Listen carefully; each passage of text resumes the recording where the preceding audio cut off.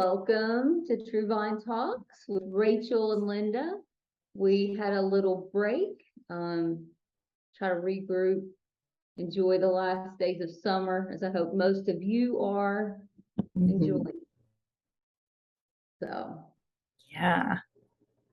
today, Miss Rachel and I have come across an amazing theory and therapy model that, kind of adapts and adopts the attachment emotionally focused therapy. They're all kind of similar. So they definitely have their own authors, their own ownership. And we want to pay tribute to those that have brought us these theories and therapy models that help us help our clients. Yeah, absolutely. Go ahead, Miss Rachel. Yeah, I was just going to say I'm really excited about today's podcast. I know when we talked about the inner child, we got a lot of positive feedback. People seem to enjoy learning about that.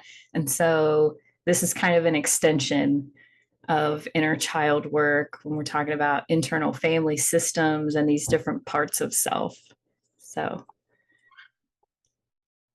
cool. Can you hear me okay? yes, I can. Awesome. Bring that microphone close.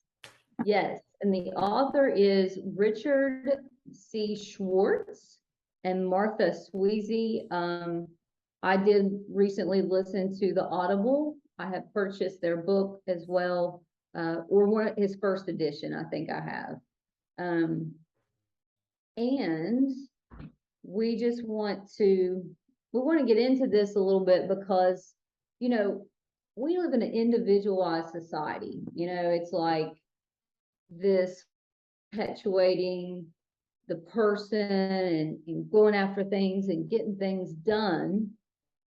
But we sort of ignore how, systems work. I mean, you think about your environment, how the trees, the rain, the leaves, you think about your environmental things and how they all work together, the bees, pollen, things you see in nature that you don't, you think, well, they're not working on their own.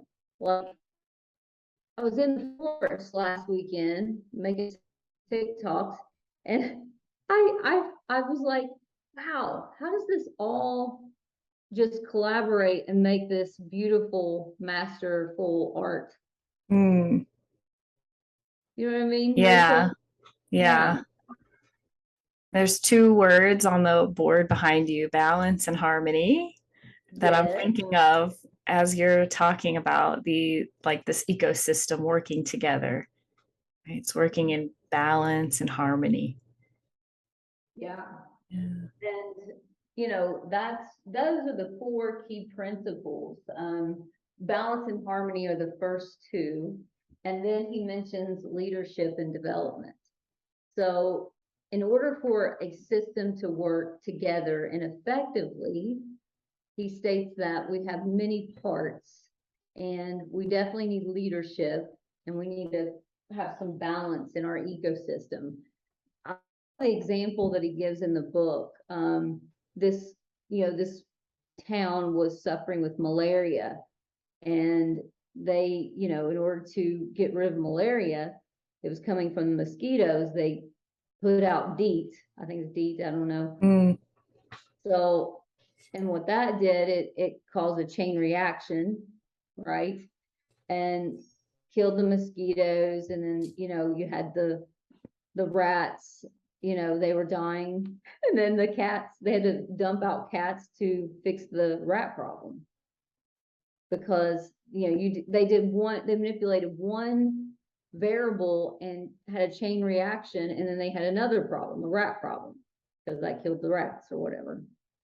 So that's what's important to know about your inner person as an individual. Growing up, you had to develop these parts, and this is why this fascinates me, that we need many parts to function as a whole. And when working with clients, often they have, these parts that show up and they're like, I keep self-sabotaging. why am I doing this? Yeah. I'm doing so good, you know? Hmm. Yeah. Or I have such extremely high expectations for myself that I don't have for others. I'm very critical and judgmental of myself. Exactly. Yeah. Yeah. And just to be clear, real quick, when Linda and I are talking about these various parts of self, we're not talking about DID or dissociative identity disorder, which was previously called multiple personality disorder. Every single one of us has these multiple parts, right? Because it's our our mind, our brain, and the way it functions based on past experiences. And like what Linda was saying, like all of these various parts are attempting to work together to maintain balance and harmony. This homeostasis is the goal. Doesn't always work that way, right? But that's why, we go through a, personal growth journey, self-help, go to therapy to learn how they can work in harmony better, healthier. Yes. So good. And so, we want to share with you this. We found a diagram or a visual of what, we're talking about when we talk about internal family systems. Um, the example I think he also gave in the book so well is when you have one parent that's an alcoholic, you'll have the other people in the family. There'll be the fixer who tries to, fix the problem, or, give them a shower and wake them up and control for the sobriety. Then you have the other kid that tends to be the scapegoat for all the problems. They blame him. Well, it's his fault that the family's not working right, or, just create some kind of, oh, there she is. Okay. Yeah. Yeah. And You can so keep going. Yeah. cool. Um, and then you have a mediator who's trying to keep everybody at peace. Those may not be the correct terms, but you get the gist. When you have one part of a system that's struggling, there's other parts that pop up to help that weak part. Mhm. Um, and so I just think it's relevant to the internal family systems when you're, because he initially started in family therapy and trying to work with families. But then he came across, he's like, oh, odd, that person's, being reactive in this situation. So with this family member, but with this family member, they're being this way, but it looked like more than one personality. Uh-huh. And like you said, it's not DID. It's not Right. dissociative from extreme trauma that's happening. Yeah. So we've got these four parts of ourself, right? That when Linda and I are working with clients, we're trying to separate these four parts and so that we can identify them, right? And so we can help people understand, like, oh, this thought or behavior that I have is my manager part, and this thought or behavior that I have is my firefighter. And they show up when my exile part is, upset or sad or angry or scared. Right. Mm-hmm. Yeah. So that exile part, that is kind of like the her inner child that we've talked about before. This is the younger, kind of wounded part of you that's carrying all of your burdens, these painful memories, emotions, and beliefs. Right. This is the part that is afraid, I'm not good enough. I'm not lovable. I'm not worthy. And we Everyone's going to leave me. Oh, sorry, Miss Rachel. We're seeing Peru right now, so I don't know if you're seeing a different image. We're Oh, seeing beautiful Peru right now. oh my goodness. Okay. On my end, I'm looking at the IFS image. So, Interesting. yeah, that is interesting. Hopefully, it's recording my screen. Oh, Yeah. cool. I don't know. That's interesting. Hmm. You're cool. That works.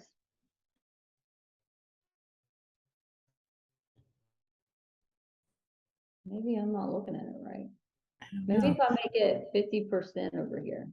No? It says you are sharing your screen, and I have a big thing that says stop share. I don't Hmm. know.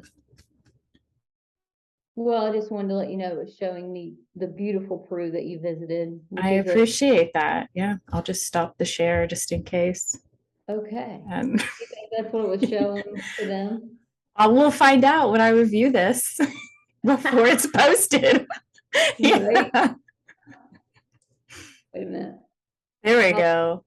is that sharing? Yeah, I'm seeing it on my end.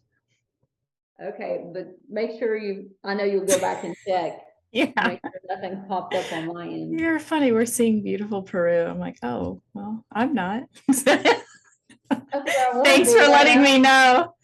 Yeah. All right. So Sure. yeah, this exile part is the hurt child. This part of us that doesn't feel good enough is scared and worried that they might be unlovable or unworthy. Uh, and the manager is kind of the proactive protector of this exile part, this vulnerable hidden part of ourselves. And the manager is always kind of thinking toward the future. What will Mm, people think? We've got to get this done, right? It's attempting to prevent this hurt child, this exile part, from ever becoming triggered, right? It's kind of mhm. preventative. Uh, Right. yeah, and this part is sometimes really critical and judgmental. So when Mhm. the exile part pops up, they're like, oh, I'm so sad. I don't have any energy. I don't want to do anything today. The manager might say, but look at that pile of dishes in the sink. What are people going to think? And there's a pile of dirty laundry on the floor. You got to get up and get going. We don't have time to just sit around. You're right.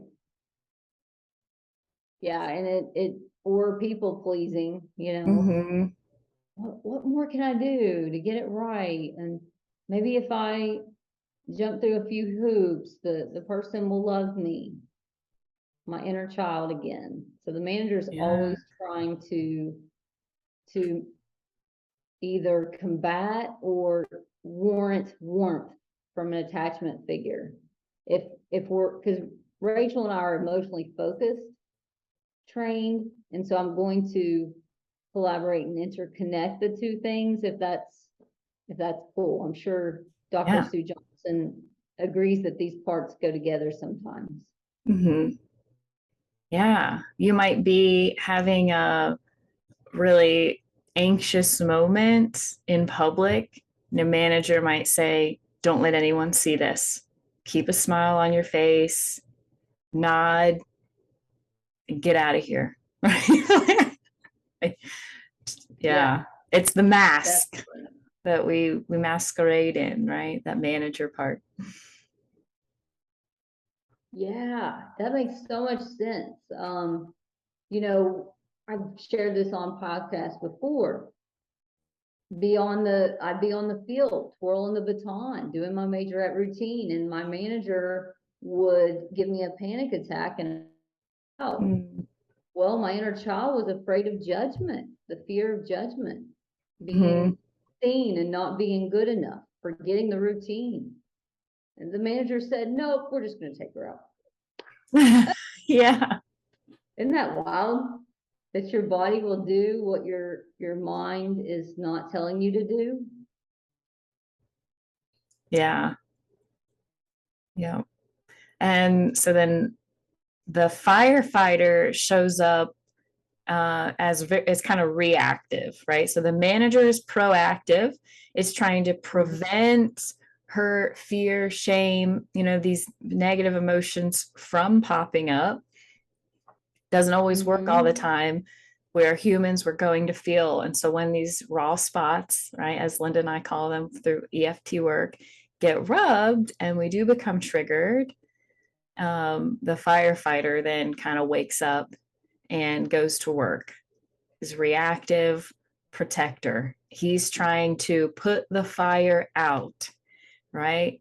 We're experiencing something really hurtful, something really powerful emotion, and the firefighter wants it to go away as fast as possible.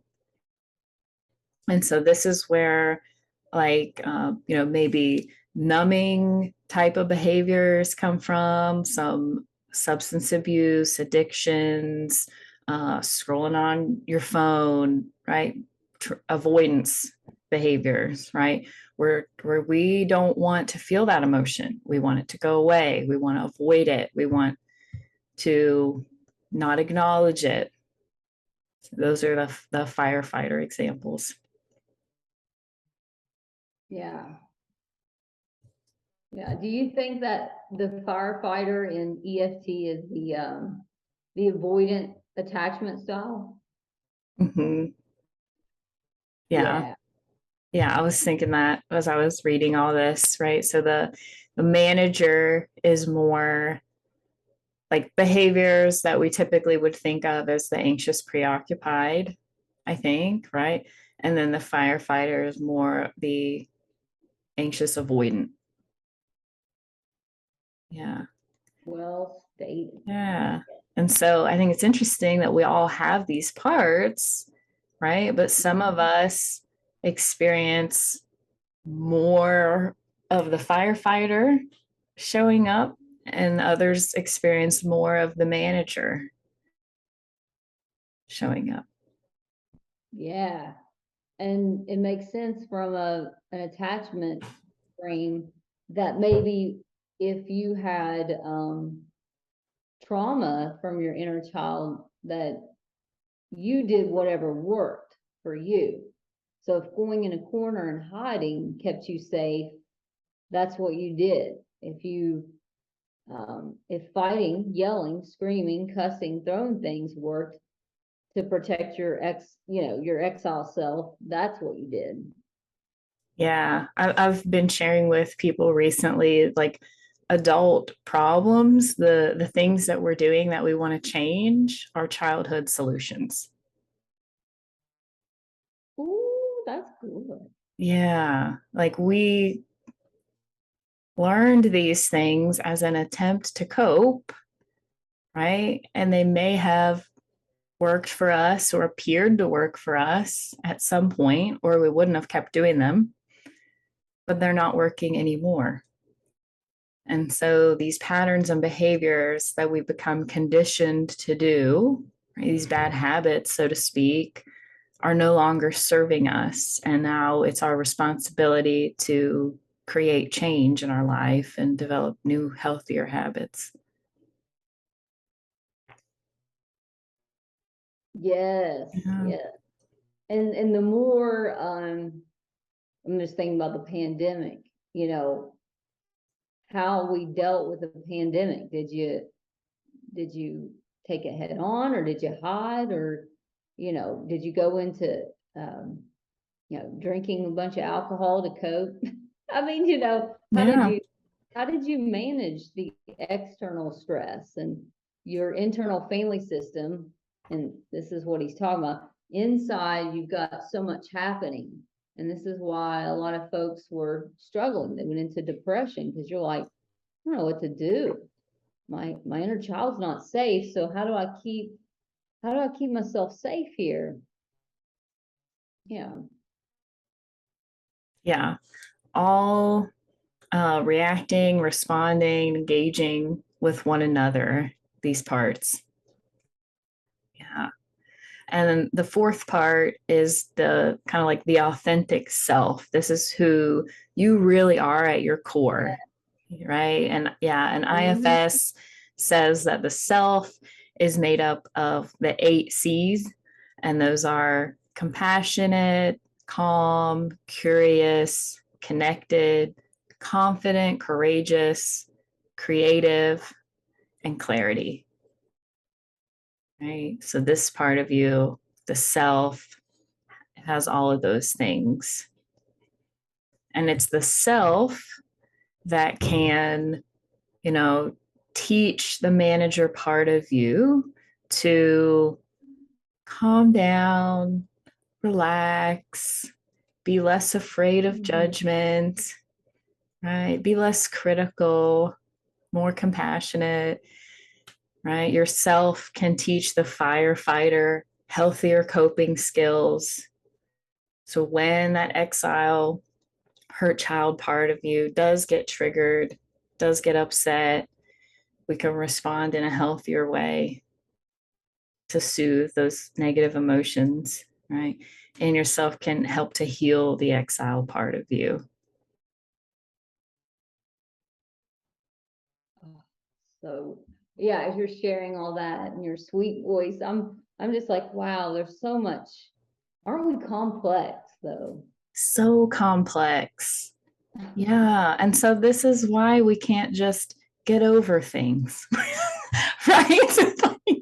This is why this is such a good example, and the visual here is like, this is why when something has happened that really hurt us, right? We felt truly abandoned, rejected, betrayed. It's hard to just forget about that, move on, right? And let go, Mm-hmm. because it's not just one thing that happened. Mm-hmm. It's added to our exile part, and it's created new behaviors from the manager part, and it's created new behaviors from the firefighter part, and they're all working together. Yes. So that's why when people say, if you back me into a corner, I'm gonna come out fighting. Mm-hmm. And that's yourself, being confident and courageous and brave. So if you grew up with some trauma, as I did, lots of listeners probably have any type of trauma. If you had to fight to survive, and I don't mean like necessarily like in the boxing ring, I'm just saying fight to be worthy of anyone's care or attention, you're going to have a lot more managers. So what he's talking about in the book is having self talk to these other parts, having like what Rachel was just saying, is how do you get yourself to, let's get curious about why when I'm tired I start busying myself. What's happening? Mm. Yeah. What is happening? Well, you're doing that firefighter behavior. I stay busy, almost, Mm-hmm. I can protect myself, my inner child. Yeah. Yeah.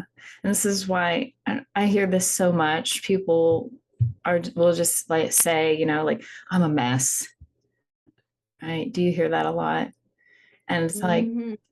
you're human and you have a lot of working parts. You're not a mess, Yeah. You're human and you have all these working parts. And up to this point, you weren't aware of it. And so, yeah, I'm sure it does feel very chaotic, right? Like, why is like sometimes I want to scream and sometimes I want to just shut down and cry and crawl into a hole, right? Yeah. Yeah. He equates it to, having a newly formed basketball team.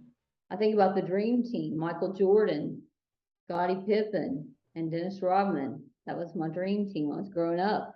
And hey, they practiced and practiced and practiced to form this collaborative, Mhm. harmonious, awesome basketball team of all time.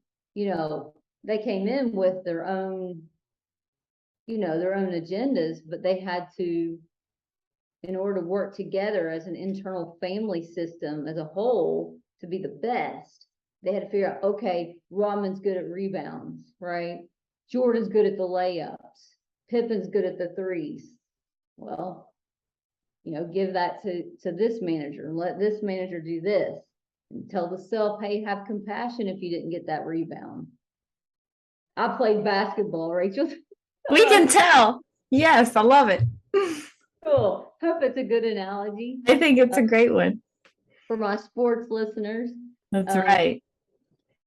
Yeah, so a team is not great if they don't work together.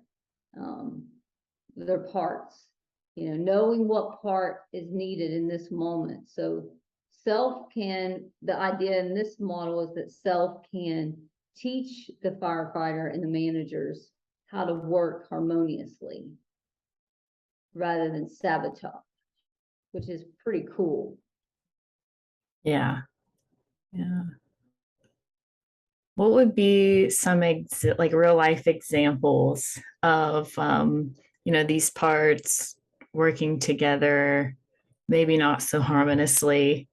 I think I read an example of that someone was sharing in a book or an article where they had recently lost someone, so they're experiencing grief, right? And so this exile part of them is being kind of triggered from this grief, with thoughts of abandonment, right? And so they go into the grocery store and everything's fine, and all of a sudden this song starts playing and it reminds them of this person that they lost, right? And so manager and firefighter are both kicking in.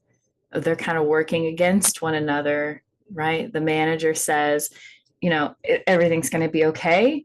You need to suck it up, cut the tears, walk yourself up to the checkout. Don't forget to smile at the clerk and say thank you. Like, we got to get this done. And the firefighter is freaking out. It's like, just leave your cart where it is, run out of the store, go home, get the ice cream out of the freezer, go to your bed, curl up, binge your favorite show. Like, we gotta try to feel better fast and forget about all this, right? The manager's like, no, don't do that. We have a lot on our to-do list. Groceries just the first of it. We gotta keep it together, right? And so it's like this, what do I do? Like, she said, while she's having like all of these conflicting thoughts and trying to figure out, okay, what do I do? She's like hiding in the health food aisle of the grocery store, right? Just sobbing, frozen. Yeah. So the grieving disabled her. The grief disabled. Yeah, in that moment. Because she hasn't made sense of herself, hasn't had compassion for her grief. And so that's why therapists we're just so happy to be present to help, the self to regulate these parts. And it's pretty amazing when you start getting into, so, I lost my, a friend, or I lost an animal, and I've been just totally detached from everything. Well, let's process that. Do you have compassion for your grief? And in emotionally focused therapy, what Rachel and I have been taught is sometimes there are judgments, and that may be the manager, the critical part of you saying, just get over it. You don't need to grieve. Like, why are you grieving? Like a judgment about an emotion. Yeah. Have inner judgments, word rules about emotions. Yourself can't have compassion for those events in life, grief, loss of any kind. Right. Yeah. So then that becomes a process of learning, like, okay, this critical, judgmental part of me has developed in an attempt to not care, right? Or care so much to the point where I can avoid hurt and criticism from others. Exactly. Care too much. Yeah. Yeah. Yeah. It's either an attempt to try to like brush it off, like, oh, it's not a big deal, right? Like, why are you upset? You know, or other people, what will other people think? And we need Mhm. to, that's where the perfectionism comes from, and some OCD tendencies sometimes is, I mean, we're trying to, Control. yeah, control. Mhm. Exactly. Control for pain. Yes. Emotion. Avoid pain by Mhm. preventing it from ever happening. Proactive manager response. Yeah. And our listeners, why you would want to understand this, just as so much for your own personal mental health, is to understand thyself, know thyself. I mean, exploring these parts of you makes sense um, on so many levels. Because, like, when you go to work, if your firefighter's showing up, you're not going to respond to the people correctly around you. Um, you're in overdrive, so it's Mhm. important to be a whole person as best as we can, is here on Earth, right? So Yeah. So it's important for us to, like we've been saying, try to identify and understand all of these parts. Try to have compassion for all of these parts, because your manager and your firefighter have been trying to protect you and keep you safe. That's why they're there. And you may not appreciate the things that these parts say or that they encourage you to do. I have a little bit of resentment towards these parts at times. Right? But we're trying to have some respect for them and value the fact that these parts have your best interest in mind. They don't want you to hurt.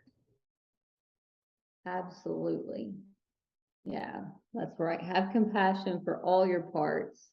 And, if you pursue therapy, we're acting as your attachment figure, your object of permanence.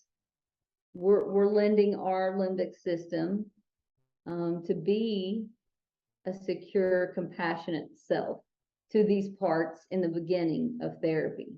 Um, that's why therapy is so helpful. If you're dysregulated and all your parts are warring against each other, and you're having depression, anxiety, trauma responds to events, then yeah, you need someone to be there for you and trained to do so. So Especially if there's trauma. yeah, Yeah, that's, yeah, especially if there's trauma, you absolutely need someone that is trained and skilled to help you work through this. Yeah. so yeah, I think that gives a little taste, a little opening into how the internal family systems work. We got this off Google, Caroline and Strawson out of Houston, Texas. So that is where we thank you for putting this on the internet for us to use in our podcast today. Yeah. So hopefully this was helpful. Thanks for joining us. Until next time, take care. Bye. Bye.